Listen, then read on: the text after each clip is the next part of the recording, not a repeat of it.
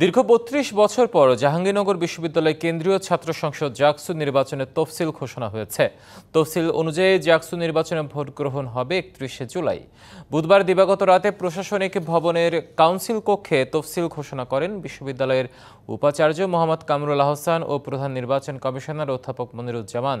এর আগে মঙ্গলবার সন্ধ্যায় সিনেট হলে ১০ ঘণ্টার বৈঠক শেষে জাকসুর তফসিল ঘোষণার বিষয়ে সম্মত হয় বিশ্ববিদ্যালয় প্রশাসন। শিক্ষার্থীরা বলছেন, তাদের দীর্ঘদিনের দাবির প্রতিফলন ঘটল এই তফসিল ঘোষণার মধ্য দিয়ে।